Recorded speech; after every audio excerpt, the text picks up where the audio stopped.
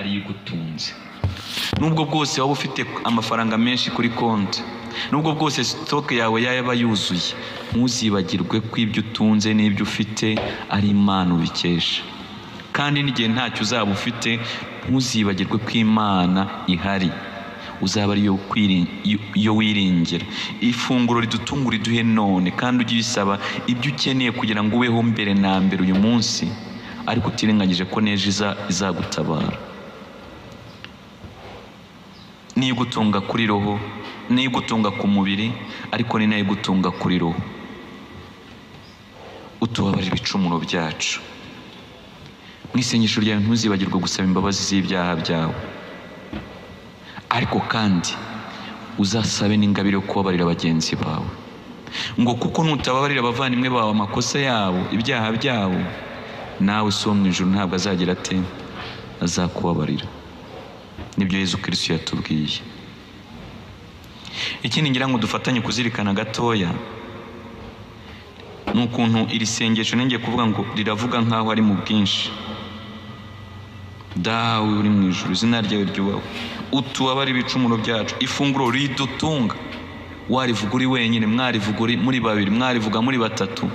Iri sengesho rya Dawe uri mu ijuru ntabwo wagenda uhindura ngo ubwo ndi jyenyine reka mvuge ngo ifunguro rintunga, umbabarire ibicumuro byanjye. Oya, ni isengesho ry'umuryango w'Imana.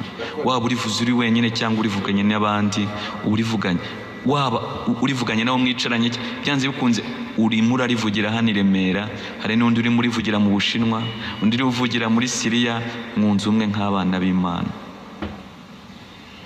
Igihe cyose uzarivuga, uzirikana kunze umwe na Kiliziya yose, maze nk'uko bivugwa tuza kubivuga mu gitambo cy'Ukaristiya, ubwe ko Imana iyo usenga unayisabe kutita ku byaha byawe, ahubwo ihite kukwemera kwa Kiliziya yose, maze ku bushake bwayo iguha amahoro ihe n'isi yose. Isengesho Imana ikunda rero ni na rya rindi ritirebaho gusa, ahubwo ryagura n'imbibi n'imboni, rikanatekereza no ku bandi. Ariko kandi nima tuvuga jyewe nawe twita Imana Data. Nimba Imana ari umubyeyi wawe, nanjye Imana ikaba umubyeyi wanjye, birashoboka se ko abantu baba bava inda imwe, nako baba bafite umubyeyi umwe batava inda imwe? Kristo Yezu akuzwe. Birashoboka ko abantu baba bafite umubyeyi umwe batava inda imwe? Birashoboka. Hari igihe rero twitwara nk'abatava inda imwe kandi dufite umubyeyi umwe. Biba ari ukusanya n'ibyo Yezu Kristo ashaka. Niba nita Imana Data, nawe ukita Imana Data, sinzibagirwe ko umbereye umuvandimwe, nawe ntuzibagirwe ko nkubereye umuvandimwe.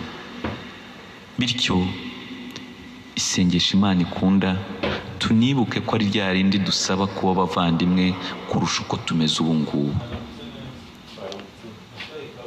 Ubu Kristo butubyarira ubuvandimwe bwuzuye. Ntazagire ubashuka. Amaraso ya papa na mama b'umubiri ntabwo arusha agaciro amaraso ya Yezu Kristo.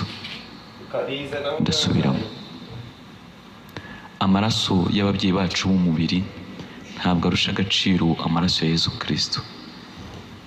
Nyamara hari igihe twitwara nkaho yo nta gaciro afite. Ndavuga ya Yezu. Muzanabicunga no mu Kiliziya. Ubu yenda abantu ntibarongera kuba benshi, ukabona wicaye ku ntebe abantu utazi, ugahita uyuzuraho, ukayuzura rwose, ariko wabona